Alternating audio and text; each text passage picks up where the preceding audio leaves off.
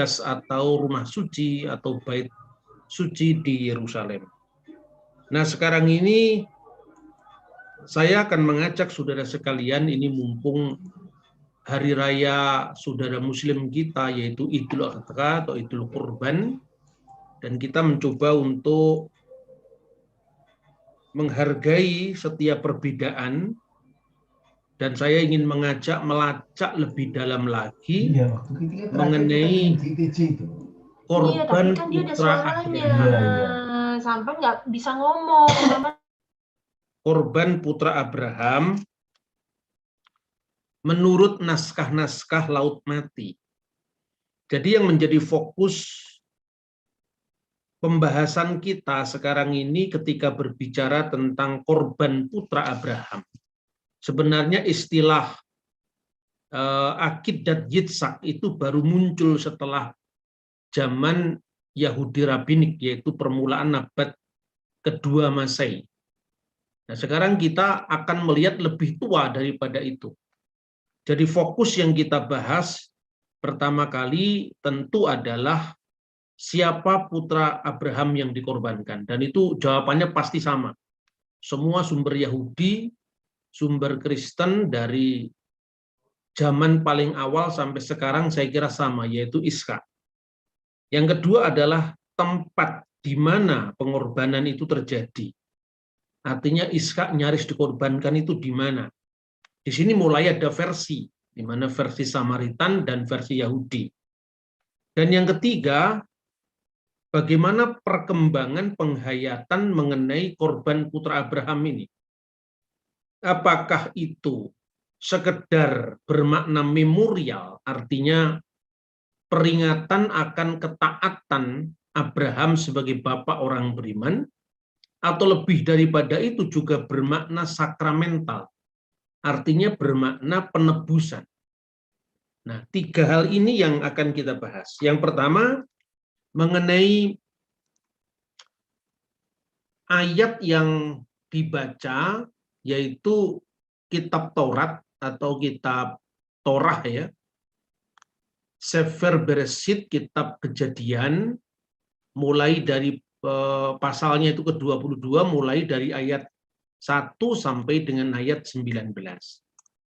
Nah, ayat yang awal menyebut tentang putra Abraham yang dikorbankan itu adalah ayat yang kedua. Firman-Nya, firman Allah, ambillah anakmu yang tunggal itu yang engkau kasihi, yakni Ishak, dan pergilah ke tanah Moria, dan persembahkanlah dia di sana sebagai korban bakaran pada salah satu gunung yang akan kukatakan kepadamu. Ini kata kuncinya. Nah, saudara-saudara, ketika kita membaca naskah-naskah kuno manapun saya kira ya, baik itu Taurat Yahudi Kristen, karena Taurat yang dimiliki oleh orang Kristen itu sepenuhnya sama dengan Taurat Yahudi, yaitu Torah ya, yang terdiri dari 5 bagian, 5 buku, mulai dari Sefer Bereshit, Sefer Elishemot, Sefer Wayikra, Sefer Bamidbar, dan Sefer Elihadivarim. Kitab Kejadian, Keluaran, Imamat, Bilangan, Ulangan. Itu sama. Lalu juga Torah Samaria, Torah Somron. Torah Samaria itu dipakai oleh orang-orang Yahudi yang memisahkan diri pada saat pembangunan Bait Suci sepulang mereka mendapatkan kebebasan beragama berdasarkan maklumat yang dikeluarkan oleh Raja Kores Agung, dan akibat dari penolakan orang-orang Yahudi di Yerusalem, ya, orang-orang Yahudi di Yerusalem, dengan bergabungnya orang-orang Samaria ini, maka mulailah terjadi pemisahan diri antara orang Samaria dan orang-orang Yahudi yang ada di Yerusalem.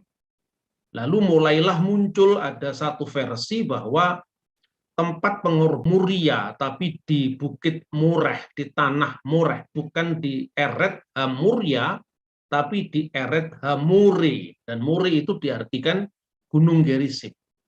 Jadi seluruh naskah kuno, baik yang dimiliki oleh orang Yahudi, dari teks asli Taurat di dalam bahasa Ibrani, lalu terjemahan-terjemahan yang dilakukan oleh orang Yahudi, misalnya berbagai macam targum dalam bahasa Aram, lalu Septuaginta yang diterjemahkan oleh orang-orang Yahudi diaspora di Alexandria dalam bahasa Yunani abad ketiga sebelum Masehi, maupun kitab Kejadian yang ada di lingkungan orang Kristen, mulai dari naskah aslinya juga teks Ibrani, lalu Septuaginta yang diwarisi oleh orang-orang Kristen dari orang Yahudi di perantauan, kemudian terjemahan-terjemahan yang dilakukan oleh orang Kristen pada awal sejarah kekristenan, misalnya Vetus Latina tahun 120-an Masehi dalam bahasa Latin, lalu Vulgata, Biblia Sacra Vulgata abad keempat dalam bahasa Latin, lalu Old Syriac, ya, bahasa Syria kuno atau bahasa Suryani kuno, lalu Pesito atau Pesita, baik itu Pesita Syria Barat maupun Syria Timur, yang di Syria Barat diwarisi oleh gereja Ortodoks Syria, sementara yang di wilayah timur diwarisi oleh gereja Asiria Katolik, ya, yang ada berpusat di timur semuanya. Itu tidak ada satu perbedaan manapun bahwa yang nyaris dikorbankan itu adalah Iska dan bukan Ismail. Jadi misalnya kalau di dalam teks di dalam bahasa Ibrani itu disebutkan Wayumer, dan berfirmanlah Tuhan, Chachna et binika et yihitika aser ahabta et yitsak wilechlecha el aret hamurya. Itu teks Ibrani. Ambillah anakmu yang tunggal yang kau kasihi, yaitu Iska, dan bawalah dia ke tanah Murya. Ini semuanya sama. Kecuali nanti dalam naskah Taurat Samaritan itu berbunyi Welechlecha el aret hamuri, yaitu tanah Muria, tanah Moreh, yang ditafsirkan kemudian adalah Gerizim. Sekarang letaknya di Nablus, wilayah Palestina. Selebihnya tentang Iska yang dikorbankan tidak ada kontroversi di dalam naskah Yahudi, naskah Kristen manapun juga tidak pernah ada kontroversi. Bahkan hari ini kita akan berbicara tentang naskah The Dead Sea Scroll yang berasal dari kira-kira abad pertama sebelum Masehi, kira-kira tahun 100 sebelum Masehi. Itu semuanya sama. Jadi kalau kita membaca teks Samaritan dan teks Taurat Ibrani Kristen tadi yang sudah saya baca dari kitab Kejadian 22 ayat 2, kemudian kita baca dari Targum, kemudian kita baca dari edisi Kristen misalnya Vulgata, bunyinya sama. Ait etolifilium tum uni genitum quem diligis Isak. Ya, ini kitabnya saya bawa ini. Mana tadi? Ya, artinya ambillah anakmu yang tunggal yang kasih, yaitu Iska. Sementara di Septuaginta juga sama. Keipen gabeton ion souton agapeton on igapesas ton Isa, yaitu anak yang tunggal yang kau kasih, yaitu Iska.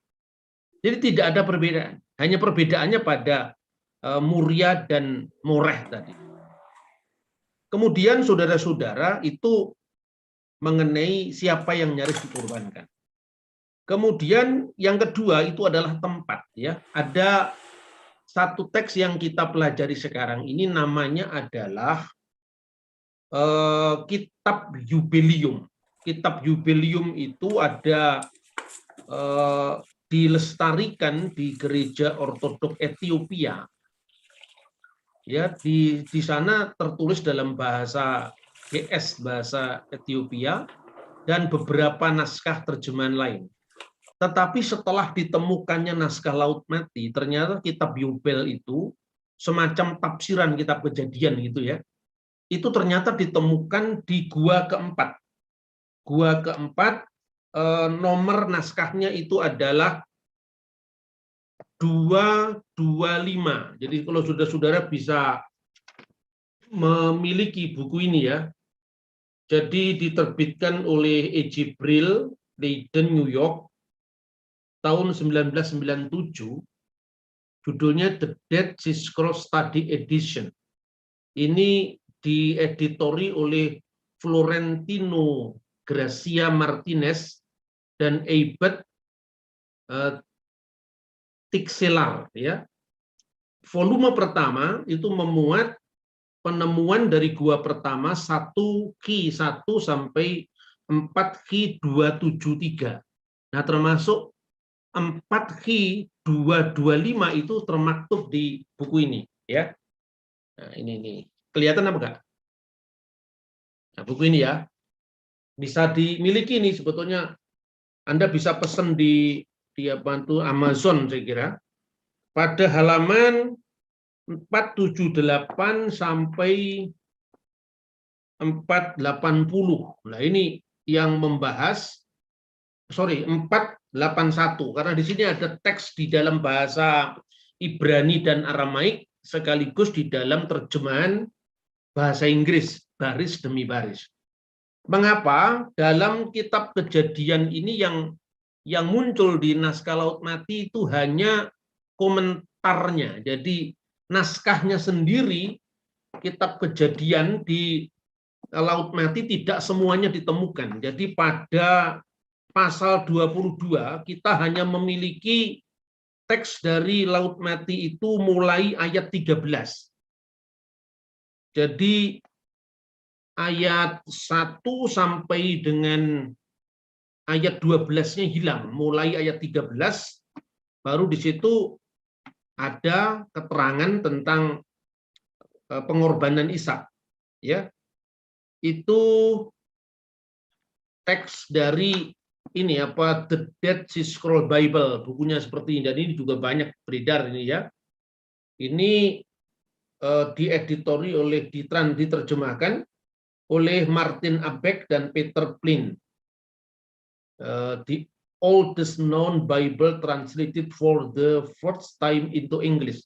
Jadi terjemahan pertama kali naskah-naskah Laut Mati yang usianya ribuan tahun itu, 2000 tahun lebih, itu terjemahan pertama kali dalam bahasa Inggris ini. Tetapi kalau Anda mau memiliki naskah Ibraninya juga ada, tersedia, lengkap itu dalam edisi cetak ya, dalam edisi cetak artinya saya punya edisi cetak dalam huruf Ibrani modern, tetapi beberapa fragmen itu disertakan dengan foto setiap halaman dari naskah-naskah Laut Mati. Dan itu sekarang menjadi sangat mudah diakses ya, tentang penemuan Laut Mati itu. Nah, jadi yang kita miliki dari naskah Laut Mati itu adalah kitab Yubelium, dan kitab Yubelium itu bukan Alkitab, tetapi itu adalah semacam tafsiran terhadap Alkitab. Isinya kira-kira sekitar 50 pasal, tapi yang ditemukan di Laut Mati hanya beberapa fragmen saja, pas fragmen yang memuat tentang pengorbanan Ishak. Nah, jadi itu yang bisa kita pelajari dari naskah Laut Mati tentang pengorbanan Ishak. Dan saya akan bacakan langsung ya, dari dokumen 4Q225 ya. Jadi ini semacam kutipan dan terjemahan terjemah tafsiriyah dari mulai kitab Kejadian pasal 22 tapi juga secara bebas dikaitkan dengan pasal-pasal sebelumnya. Jadi kalau saudara mempelajari naskah-naskah Laut Mati itu menarik ya, karena secara penulisan itu banyak tidak sama dengan tulisan Masoretik. Jadi misalnya ketika menulis Elohim itu masih menggunakan ya huruf-huruf mati semua, belum ada nikutnya. Itu ditulis dengan Alef, Lamet, He, Alef, Lamet, Vav, He, Yod, Mim, Elohim. Jadi huruf O-nya itu adalah huruf V, jadi semua huruf mati. Kemudian juga ketika menyebut misalnya eleha, gitu ya, eleha itu kan atas engkau, itu dibacanya tetap eleha, tetapi pada akhir dari kata itu ada huruf H, jadi eleha, bukan eleha. Jadi itu banyak contoh-contoh seperti itu. Begitu juga Adonai, menulisnya dengan alef, dalet, terus vav, nun, yod, Adonai. Nah, seperti perbedaan misalnya kalau Anda menulis bahasa Indonesia menurut ejaan yang disempurnakan sejak tahun 72 dengan ejaan Swandi atau ejaan Van Ophusen yang muncul sebelumnya, dan dalam daftar tentang penemuan naskah-naskah laut mati itu sebagian kecil menggunakan huruf-huruf Paleo-Hebrew, dan Paleo-Hebrew itu huruf yang memang muncul untuk menandai zaman yang lebih kuno sebelum Makabe.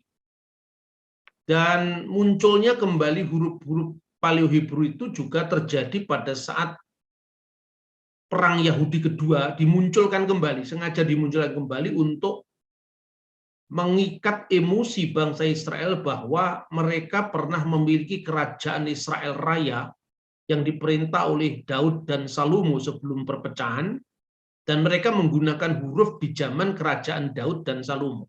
Itu yang sengaja dimunculkan kembali oleh Simon Bar Kokhba yang didukung oleh Rabi Akiba kira-kira tahun 132 sampai tahun 135.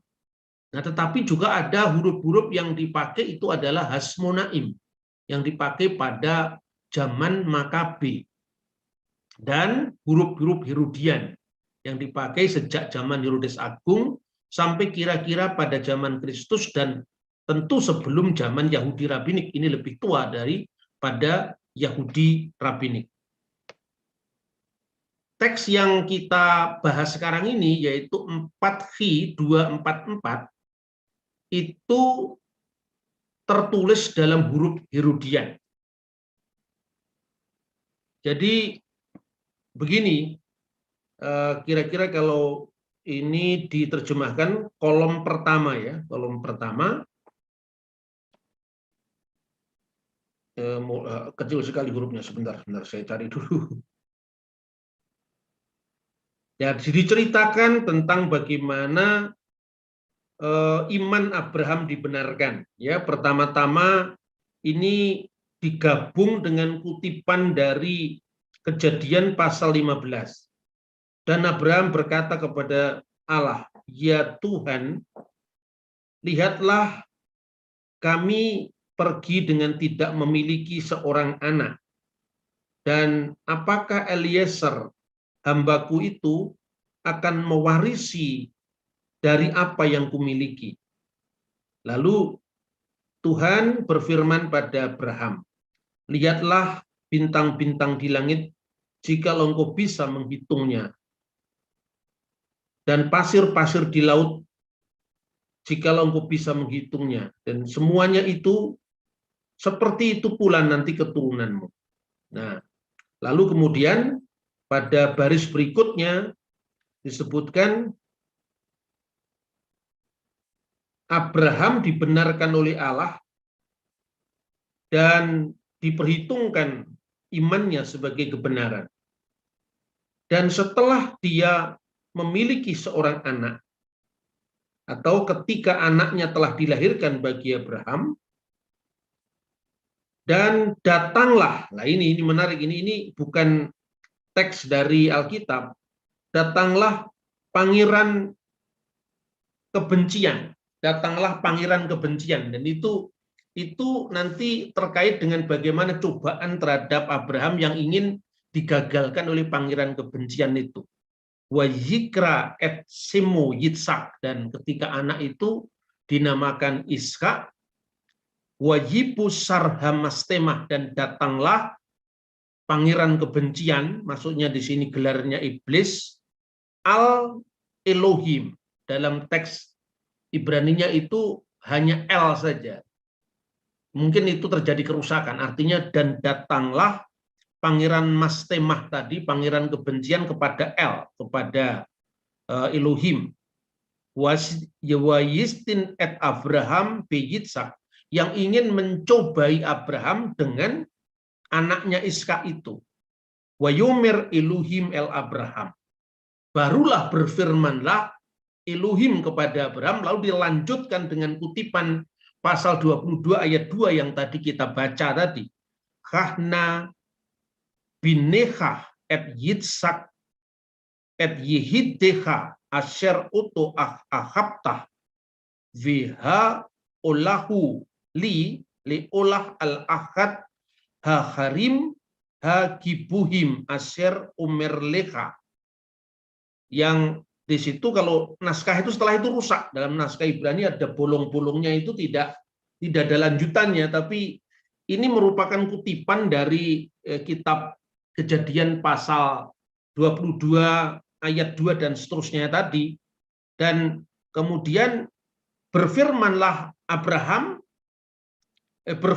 Tuhan kepada Abraham, ambillah anakmu Iska yang tunggal itu. Jadi kalau di dalam teks Alkitab itu kahna et binecha et yehidcha asher ahabta et yitzhak. Kalau dalam naskah Qumran ini nama Iska diletakkan di depan.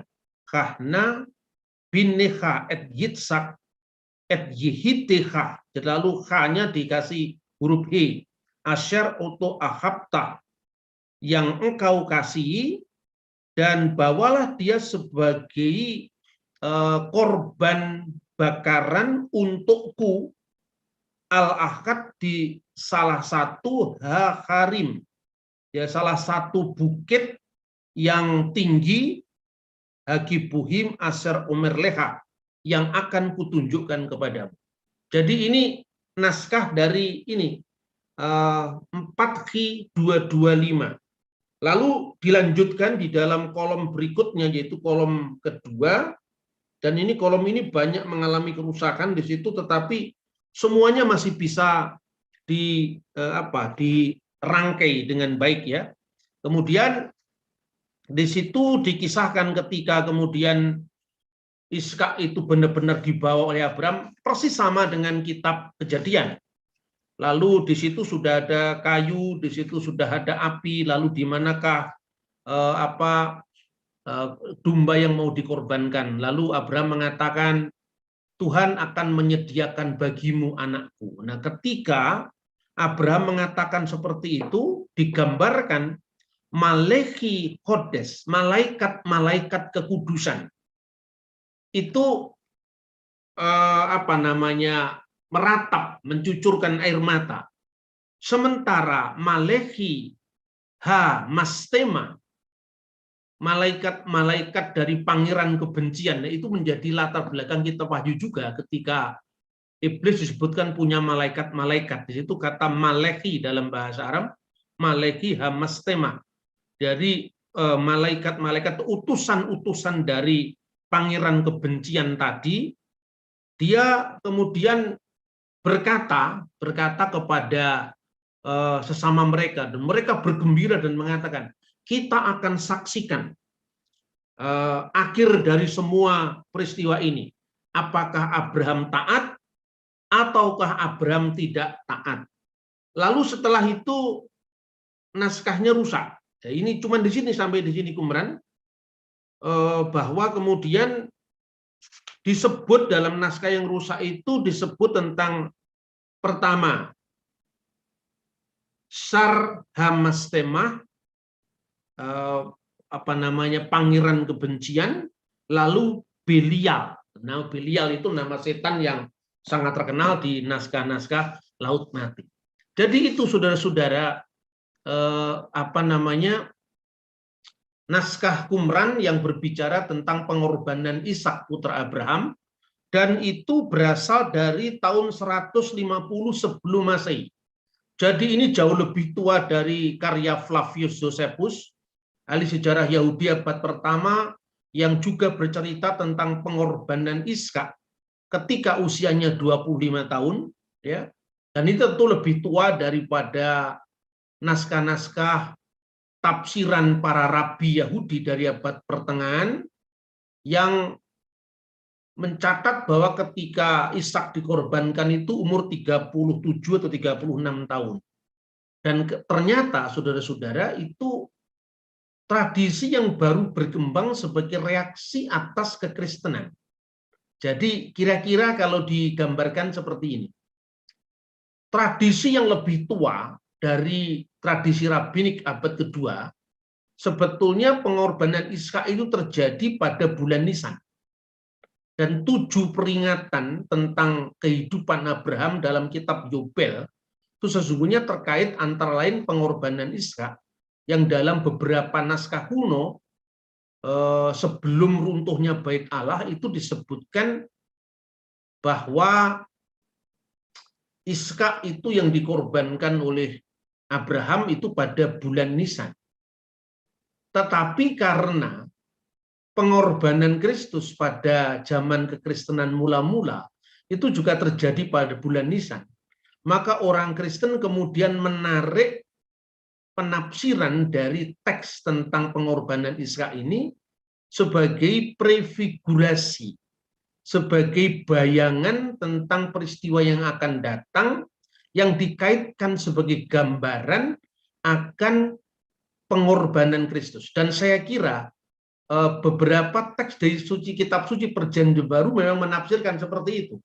Jadi artinya ujian pada Abraham yang berkaitan dengan pengorbanan Ishak itu dimaknai secara simbolis tentang peristiwa pengorbanan yang akan datang, yaitu Kristus. Rupanya karena itu sebagai satu reaksi terhadap tafsiran orang Kristen mula-mula seperti tampak pada beberapa teks dari surat Roma, kemudian surat Yakobus misalnya.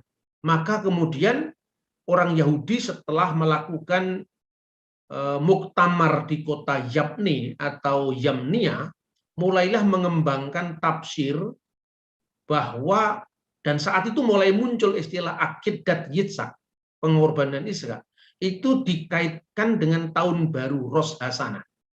Jadi sebetulnya ritus tahun baru di mana yang dibaca itu adalah kisah tentang pengorbanan Ishak putra Ibrahim dalam kitab Taurat, yaitu Sefer Bereshit pasal 22 ayat 1-19, itu baru ditradisikan para rabi Yahudi, ya, rabbinik Judaism itu sebagai reaksi terhadap kekristenan.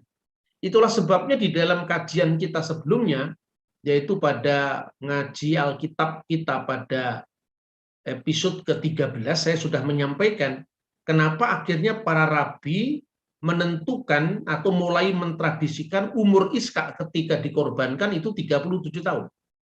Itu karena apa?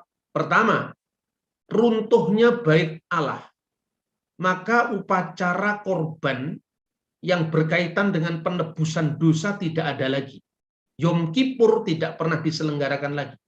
Akibatnya apa? Akibatnya mereka menggantikan Yom Kippur itu dengan sosok Ishak yang korbannya dibacakan pada saat perayaan Rosh Hashanah atau perayaan Tahun Baru Yahudi. Maka Tahun Baru Yahudi itu bacaannya sampai sekarang adalah Kejadian pasal 22 ayat 1 sampai dengan ayat 19.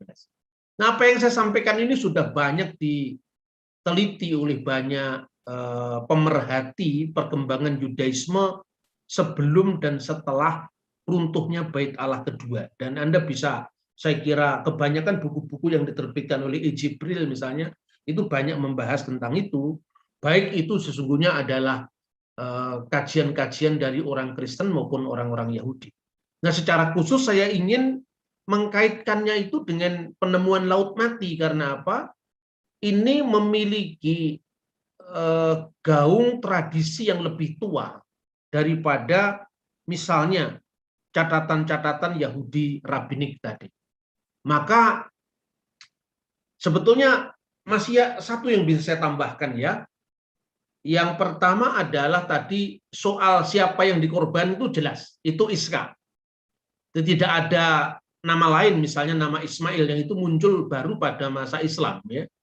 Padahal sebetulnya dalam Al-Quran sendiri juga tidak pernah disebutkan Ishak atau Ismail, cuma dikatakan anak yang penyantun, anak yang sabar, ya. Fabasyarnahu bigulamin halim. Hanya itu yang disebutkan, dan di dalam tafsir Al-Quran itu ada yang memandang Ishak, ada yang memandang Ismail.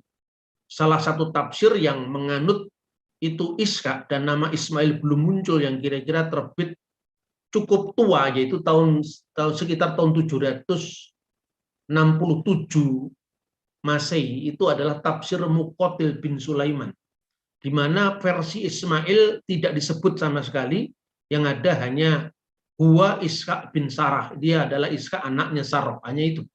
Begitu juga teks-teks selanjutnya. Tafsir Tobari dari abad ke-10 itu 50-50. Sebagian memuat riwayat-riwayat hadis yang mendukung Ismail, sebagian memuat riwayat-riwayat hadis yang mendukung Ishak. Jadi itu saya kira. Jadi itu bukan problem dalam studi kitab suci Yahudi dan Kristen atau tradisi-tradisi dari abad pertama Masehi bahkan sebelum itu, seperti Dead Sea Scroll dari abad kedua sebelum Masehi sampai abad pertama setelah Masehi, itu sama sekali tidak bermasalah dengan figur siapa yang dikorbankan. Tetapi kalaupun ada perbedaan itu antara teks Samaria dan teks Taurat Yahudi yang diikuti oleh orang Kristen, antara Murya dan Mureh. Nah, yang menarik saudara-saudara, yang disebut tanah Murya itu di dalam teks buku Yobel, tetapi tidak dalam naskah Qumran, itu bisa dibaca dalam edisi Ethiopia misalnya.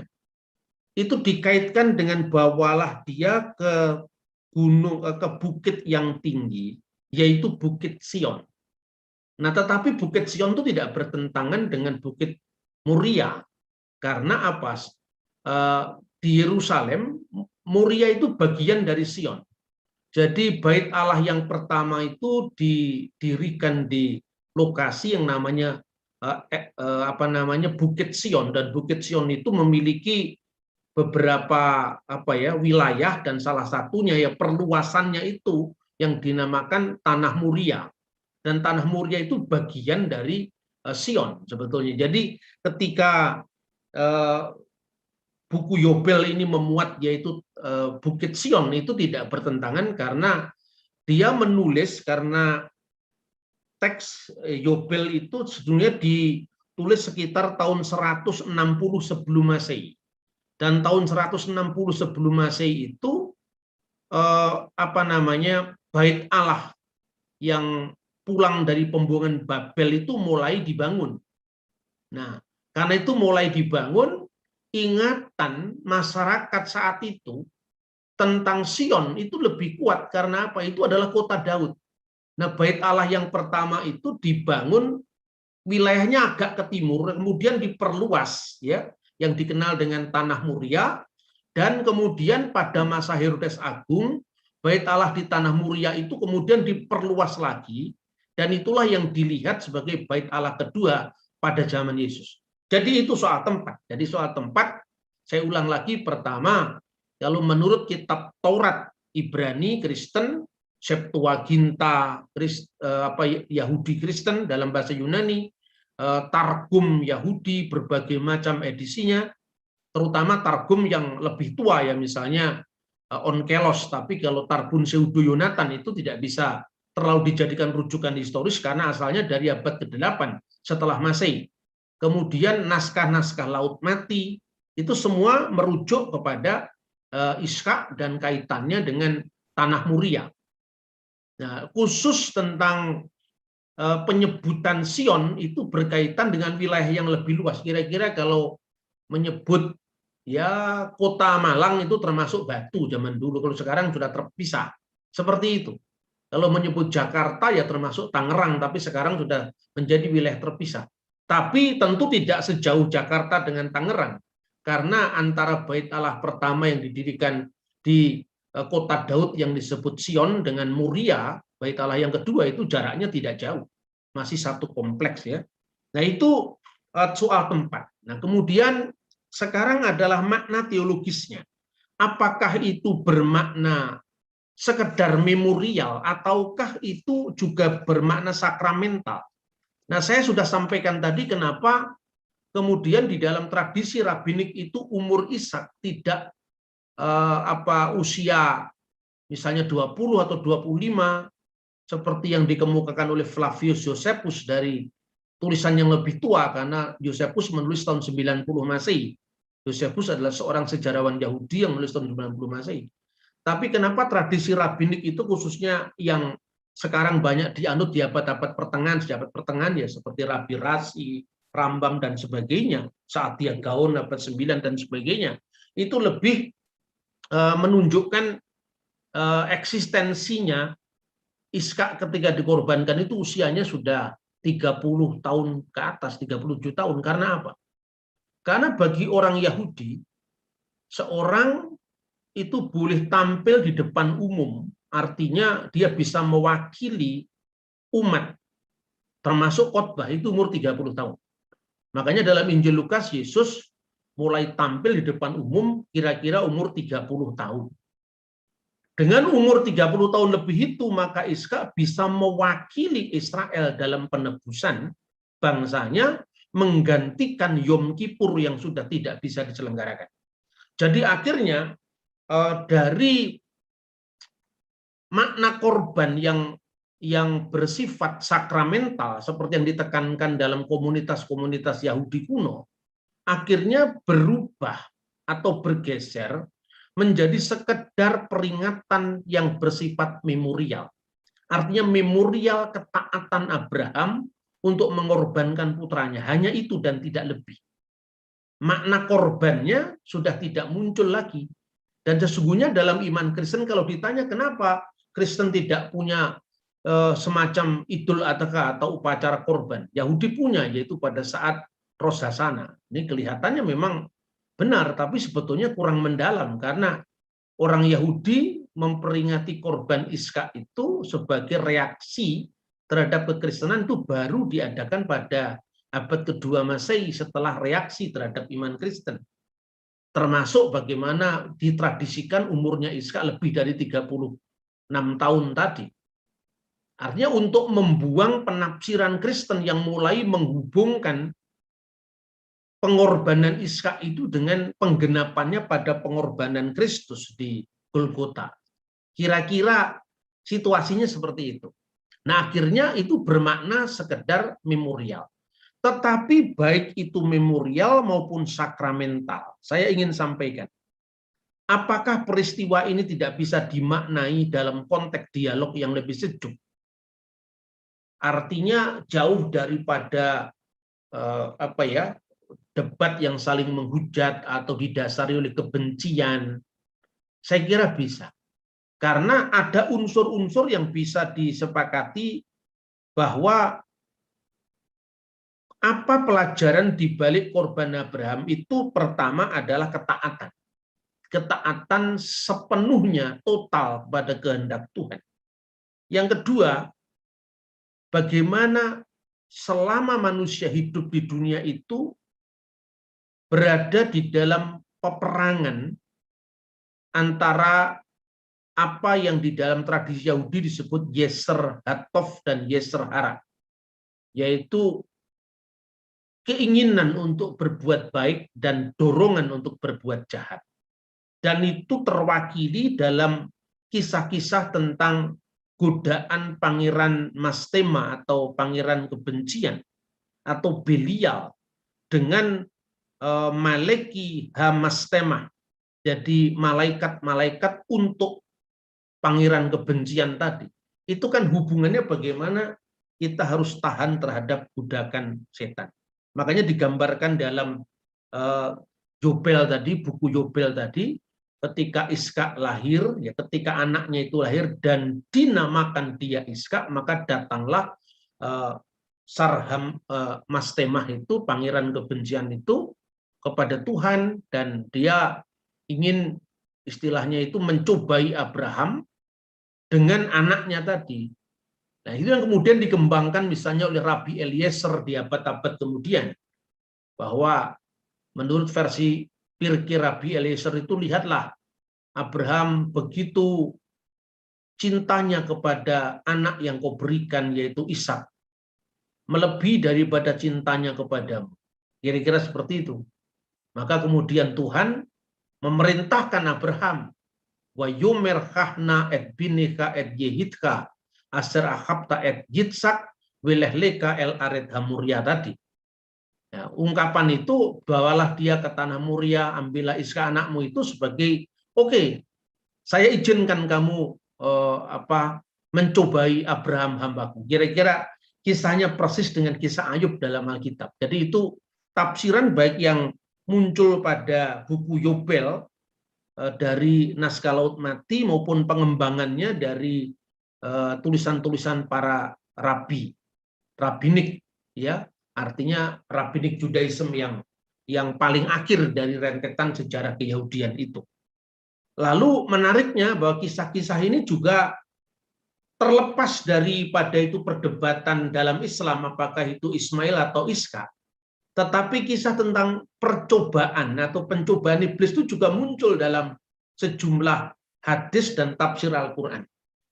Saya ingin mengakhiri sesi ini dengan saya ingin membacakan satu buku kecil, ya, judulnya Keajaiban Jin. Ini bukunya. Buku ini diterbitkan oleh CV Toha Putra Semarang, ditulis oleh Syekh Badruddin bin Abdullah Asibli, terbitan Toha Putra Semarang. Tapi kalau Anda mau lebih mendalami, ya saya tentu tidak terlalu masuk jauh kepada urusan tafsir Al-Quran karena itu bukan kewenangan saya dan itu bukan iman saya. Saya hanya sekedar orang-orang Kristen jangan terlalu awam dalam masalah ini. Anda boleh kalau misalnya tidak paham bahasa Arab, ya Anda bisa membaca ini, tafsir At-Tabari yang sudah diterjemahkan dalam bahasa Indonesia, khusus ya tentang pengorbanan Iska atau Ismail. Jadi di sini ada dua versi Iska dan versi Ismail, itu ada di dalam jilid 21, ya, tafsir At-Tabari yang diterbitkan, ya, di Indonesia, ini terjemahan Indonesia oleh penerbit Buku Islam Rahmatan, ya. Ini juga mendapat imprimatur, penerbitnya Pustaka Azam Jakarta. Ini juga mendapatkan restu dari Majelis Ulama Indonesia. Di buku ini ditulis tentang hadis-hadis yang meriwayatkan versi Iska dan hadis-hadis yang meriwayatkan versi Ismail. Ya, tapi tentu itu bukan kajian kita. Kali ini saya hanya ingin menunjukkan untuk memperkaya literasi kita. Nah, saya ingin membacakan untuk menutup ini adalah tentang aspek godaan. Setiap orang beriman itu kan ya selalu ada yang menggoda, dan itu disepakati yang menggoda itu iblis. Dalam bahasa sekarang, dalam bahasanya orang-orang Laut Mati, disebut dengan mulai dari Sarhamastemah, pangeran kebencian, Belial atau Hasyatan, ya setan, seperti yang diungkap dalam kitab Ayub itu. Dan kemudian kata iblis itu Arabisasi dari bahasa Yunani diabolos. Dan kata itu mulai muncul kemudian lagi, tapi sesungguhnya yang lebih kuno istilah untuk penguasa kejahatan itu Hasyatan, ya. Kemudian ada ungkapan-ungkapan lain dalam bahasa Ibrani atau Aram, misalnya Belial di naskah-naskah Laut Mati, atau Syarha Mastemah, yaitu pangeran kebencian, dan seterusnya.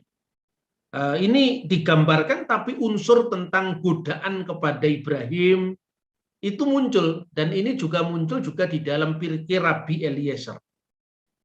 Pada halaman 382, fokus cerita tentang Nabi Ibrahim dan anaknya yang disembelih adalah tertera pada firman Tuhan, "Hai anakku, sesungguhnya aku melihat dalam mimpi bahwa aku menyembelihmu." Ayat tersebut di atas menunjukkan bahwa Nabi Ibrahim alaihissalam telah bermimpi menyembelih anaknya. impian tersebut disampaikan kepada anaknya dan juga kepada istrinya, sehingga beliau dapat mengetahui bagaimana pendapat mereka. Dalam ayat selanjutnya, anak Nabi Ibrahim yang akan disembelih itu menyerahkan jiwa dan raganya sebagai tanda dan taat kepada Allah Subhanahu wa Ta'ala. Dan ini persis sama dengan catatan-catatan dari Rabi Eliezer, ya, misalnya sebetulnya Ishak itu lebih dulu menyadari kalau dia sedang dikorbankan. Tetapi ketika Abraham masih bergumul hatinya, Ishak sebenarnya sudah melihat malaikat yang meneguhkan bahwa dia sebetulnya akan bebas. Nah, makanya keduanya berjalan bersama-sama dalam Alkitab itu ditafsirkan dalam sejumlah tafsir, ya. Artinya akhirnya keduanya menyerahkan diri kepada Tuhan dan Tuhan menolong mereka. Tetapi Ishak lebih dulu diberitahu oleh Tuhan sebelum Abraham. Nah, itu tampak sekali benang merah cerita itu mulai dari naskah Qumran tadi 4Q 225, kemudian itu sebagai kutipan serba singkat dari Yobel-Yobel tadi. Nah, kemudian digambarkan begini, ya. Pertama-tama iblis datang kepada Sarah. Lalu dia tanya, "Hei Sarah," kata setan, "tahukah kamu kemana suamimu Ibrahim bersama anakmu?" Sarah menjawab, "Ia pergi bersama anaknya untuk memenuhi kebutuhannya." Lalu setan berkata, "Ibrahim itu pergi tidak untuk sekedar memenuhi kebutuhannya yang wajar sehingga ia pergi untuk menyembelih anaknya." Lalu Sarah mengatakan, "Mengapa ia akan menyembelih anaknya?" Kata setan, "Ia beranggapan bahwa Tuhan telah memerintahkan perbuatan itu. Kalau itu benar, berarti dia taat kepada Tuhannya." Godaan itu tidak berhasil, lalu setan ganti menemui Ishak. "Tahukah engkau akan diajak kemana?" "Untuk memenuhi kebutuhannya," jawab Ishak. Lalu setan berkata, "Berarti engkau belum mengerti, sebenarnya engkau dibawa oleh ayahmu untuk disembelih." Namun Ishak menanya, "Mengapa ayah ingin menyembelihku?" Ia menyangka bahwa perbuatan itu merupakan perintah Tuhan. Kata Ishak, "Kalau Allah Ta'ala telah memerintahkan hal itu, ayah harus menjalankannya."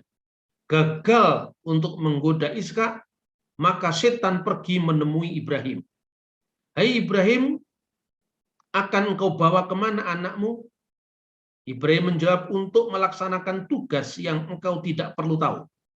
Kata setan, "Tak usah engkau menyembunyikan maksudmu itu. Aku tahu bahwa aku akan menyembelih engkau. Bahwa kau akan menyembelih anakmu. Untuk apa aku menyembelihnya? Engkau menyangka bahwa Tuhan menyuruhmu untuk menyembelih putramu itu?" Ibrahim berkata, "Demi Allah, sesungguhnya Tuhan telah memerintahkan hal itu kepadaku, dan demi Allah aku akan melakukannya." Setelah mendapat jawaban dari Ibrahim itu, setan merasa putus asa dan tidak bisa menggagalkan rencana penyembelihan kurban yang diperintahkan Tuhan kepada Nabi Ibrahim. Demikian arti hadis selengkapnya yang diriwayatkan oleh Umar bin Khattab, Abbas bin Abdul Muthalib, Abdullah bin Mas'ud, Anas bin Malik, dan Abu Hurairah. Dari riwayat tersebut dapat dipetik kesimpulan bahwa anak Ibrahim yang nyaris dikorbankan adalah Ishak. Kebanyakan para tabi'in juga mengikuti pendapat ini. Golongan lain berpendapat yang disembelih adalah Ismail. Pendapat ini diriwayatkan oleh Abdullah bin Umar, Abdullah bin Abbas, Al-Hasan bin Abil Hasan. Masalah ini telah kami beberkan di buku kami yang berjudul Al-Marsum bi Khiladati An-Nahri, di mana pembahasannya kami letakkan pada bab tafsir surat Al-Kautsar. Ini buku yang diterjemahkan dalam bahasa Indonesia karya Syekh Badruddin bin Abdullah Asibli, judulnya Ajaibul Jin, Keajaiban Jin, penerbit Toha Putra Semarang. Saya hanya ingin mengutip ini sebetulnya untuk menekankan bahwa terlepas daripada perbedaan antara umat Islam sendiri tentang Ismail atau Ishak, itu sesungguhnya ada nilai-nilai lain yang bisa diungkapkan. Pertama adalah ketaatan. Dan nilai sekarang diperingati dengan Idul Adha sekarang. Dan kedua adalah bagaimana seorang yang taat di jalan Tuhan itu selalu dibegal oleh setan untuk menggagalkan ketaatan itu. Dan itu yang terungkap dalam sejumlah narasi yang tadi saya bacakan. Dan benang merahnya bisa ditarik ke belakang dari teks Qumran tadi. Jadi ketika dalam buku Yobel itu, ketika kemudian Abraham menjawab, Tuhan akan menyediakan anak domba itu anakku. Maka digambarkan Maleki Kodes, malaikat-malaikat kekudusan, artinya malaikat bala tentaranya Tuhan yang Maha Kudus itu meratap, menangis.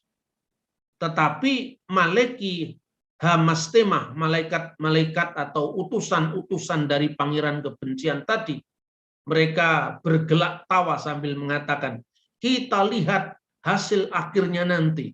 Apakah Ibrahim taat ataukah Ibrahim tidak taat? Dan setelah itu naskahnya agak rusak.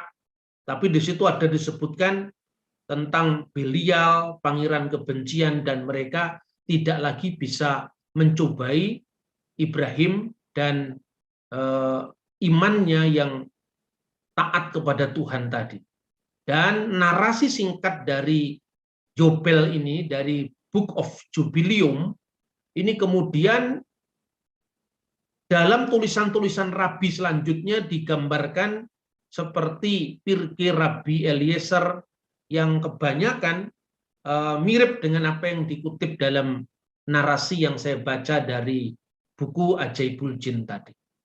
Nah, semoga dengan perayaan kurban ini kita bisa mengembangkan sikap empati terhadap perbedaan. Kalau kita tidak sepakat pada satu kesepakatan, paling tidak ada nilai-nilai universal yang bisa dikembangkan, yaitu penghormatan terhadap perbedaan, tetapi lebih daripada itu, kita juga jangan mengentengkan perbedaan-perbedaan historis yang bisa dilacak. Artinya bahwa sekalipun kita menghormati pilihan orang, tetapi tentu kalau kita sadar sejarah, maka kalau itu naskah-naskah kuno bisa dilacak, tentu ini akan bisa semakin mengasihkan kita dalam satu pihak pencarian kita tentang historisitas teks-teks kitab suci itu, narasi-narasi suci itu, tetapi itu tidak pernah kehilangan maknanya bagi kita, yaitu belajar ketaatan dan belajar menang dari godaan syaitan. Belajar menang dalam peperangan melawan kuasa-kuasa gelap yang menggagalkan jalan manusia kepada kebencian. Dan akhirnya kalau Anda tanya, lalu di manakah perayaan korban bagi orang Kristen? Perayaan korban itulah yang kita kenal dengan Qurbana Kadisa dalam bahasa Aramaik, atau Khidmat al-Qudas, pelayanan Kudas. Karena itu adalah demonstrasi drama yang diputar ulang tentang penggenapan korban Iska yang kemudian direalisasikan pada korban Kristus. Dan tentang tempat di mana itu dikorbankan itu menarik, antara Muria dan Mure tadi. Muria atau Mure. Jadi kita dalam hal ini kan bisa memberi contoh bahwa ada banyak naskah-naskah kuno yang menyebut itu Muria, bukan Mure. Jadi kira-kira kalau dihitung hanya naskah Samaria yang berbicara Mure. Dan itu pun latar belakangnya karena apa? Karena mereka tertolak dalam pembangunan Bait Suci di Yerusalem. Tapi naskah-naskah selain itu, orang Yahudi kan banyak versinya ya. Ada Saduki, ada Parisi, ada Eseni, ada Kristen, itu kan semua dari rahim keyahudian munculnya. Semua itu berkata Muria, bukan Muri. Tetapi ini juga berkaitan apa yang dinamakan aitiologi. Nama tempat sebagai salah satu cara untuk melacak sejarah masa lalu. Misalnya asal-usul kota. Itu kan terkait dengan itu kan. Misalnya kalau Anda mencari asal-usul nama kota Jakarta, itu dari Jayakarta, dan itu sudah disebutkan dalam tulisan orang asing namanya De Boros pada tahun 1600-an. Tapi sebelumnya itu ada hidup Pangeran Jayakarta. Sampai kemudian zaman Belanda dikenal sebagai tempatnya orang-orang Betawi, maka disebut Batavia. Kota Malang itu sudah disebutkan dalam prasasti Matiasih tahun 907 Masehi, zamannya Dyah Balitung, yang menyebut Mala Angkuca Iswara menjadi Malang Kuseswara. Iswara telah mengalahkan kejahatan. Ini namanya aetiologi. Jadi asal-usul tempat itu pasti ada peristiwanya. Peristiwa Malang itu apa? Iswara telah mengalahkan kejahatan. Maka Mala Angkuca Iswara menjadi Malang Kuseswara. Dilacak berikutnya, misalnya eksistensi kota Malang yang sekarang ini apa benar-benar berada di tengah-tengah tempat yang dulu disebut dalam prasasti? Ternyata tidak. Karena apa? Apa yang pernah disampaikan oleh Profesor Purbacaraka tentang asal-usul kota Malang itu ternyata bergeser. Malang yang sekarang ini adalah kota yang kemudian dikembangkan di zaman kolonial Belanda. Mungkin pusat kota Malang di abad-abad sebelum itu tempatnya di desa Malang Yuda yang sekarang masuk di wilayah Tumpang. Di sana letaknya Candi Jago, Candi Anusapati itu ya, zamannya Kerajaan Singasari dan sebagainya. Jadi ini contoh-contoh seperti ini bisa Anda bandingkan, misalnya kenapa di buku Yobel disebut tempat pengorbanan itu adalah Sion, bukan Moria. Karena pada saat ketika kitab Yobel-Yobel ditulis sekitar tahun 160 sebelum Masehi, ya waktu itu Moria adalah bagian dari Sion. Sampai hari ini ketika Anda menyebut Yerusalem itu ke Bukit Sion, tidak Bukit Moria, karena Bukit Moria bagian dari Sion. Begitu juga contoh-contoh yang saya berikan tadi. Nah, tapi memang gitu ya, argumentasinya menarik ketika kita tarik ke ranah sejarah yang lebih luas. Terakhir, Profesor Buya Hamka pernah bercerita bahwa sesungguhnya kenapa versi Iskak itu salah katanya. Itu tentu ya boleh-boleh saja kita menghormati beliau ya, tetapi ya sebagai seorang Kristen saya harus menjelaskan juga bahwa versi Iskak itu tidak pernah salah, karena itu bukan versi. Itu induk cerita, bukan versi. Versi itu kan yang muncul kemudian pertama, dan kedua, ketika versi itu muncul ada kontroversi. Misalnya versi Mureh muncul, ada kontroversi dengan Moria. Kontroversi itu kan mengadu dokumen. Artinya dokumennya lebih kuno mana kan itu kan. Nah, berarti itu urusannya orang Samaria. Tapi ketika bicara tentang Isa, tidak ada satu dokumen kuno pun yang berbeda. Dan itu bukan miliknya orang Kristen, itu miliknya orang Samaria, miliknya orang Yahudi, miliknya orang Kristen. Nah, berkaitan dengan ateologi tadi, Profesor Hamka pernah mengatakan bahwa bukti bahwa yang dikorbankan itu bukan Iskak karena nama Moria itu terpelihara di Arab Saudi, ya, di Mekah, yaitu disebut Jabal Marwah. Nah, Jabal Marwah itu menurut Hamka adalah tanah Moria yang dimaksudkan dalam Kejadian pasal 22 ayat 2. Tetapi tidak seperti itu. Jadi kalau menurut saya karena Marwah itu satu tempat yang mungkin dinamakan sesuai dengan nama Moria. Seperti More itu juga dinamakan karena mengacu pada teks yang asalnya dari kata Moria. Dan contoh-contoh seperti itu tidak sulit untuk ditemukan. Misalnya, ketika orang-orang India mendirikan pemukiman-pemukiman di wilayah lain, maka nama-nama yang penting dalam narasi-narasi India itu muncul. Misalnya Ayodhya, kerajaannya Rama. Kemungkinan itu menjadi asal-usul dari kata Ngayuk Jokarto Hadiningrat. Bisa saja. Karena apa? Itu dulu kota Hindu kan. Kemudian pada zaman Islam, karena kisah-kisah wiracarita Ramayana itu selalu terpelihara, Maka nama-nama itu menjiwai orang Jawa ketika menamakan tempat-tempat sesuai dengan narasi-narasi lama. Kota Kudus yang didirikan oleh Ja'far Shadiq alias Kanjeng Sunan Kudus itu dinamakan sesuai dengan nama Yerusalem. Karena nama Islam untuk kota Yerusalem itu adalah Al-Quds, Kudus, kota suci. Sementara gunung yang dulu namanya Gunung Rahtawu, yang artinya darah yang tercecer, itu dinamakan dengan Gunung Muria. Di situ ada tanah Muria, dijadikan Gunung Muria di Jawa Tengah. Kotanya namanya dulu Tajuk, diganti namanya dengan nama Islam, karena nama itu menjadi nama kota suci ketiga setelah Makkah dan Madinah. Namanya adalah Kudus. Masjid yang didirikan oleh Ja'far Shadiq dulunya adalah masjid kecil, ya, yang didirikan oleh Kiai Tionghoa namanya Telingsing, kemudian dikembangkan lebih luas, dan lebih besar, dan kota itu termasuk kota yang sangat menghargai orang Hindu.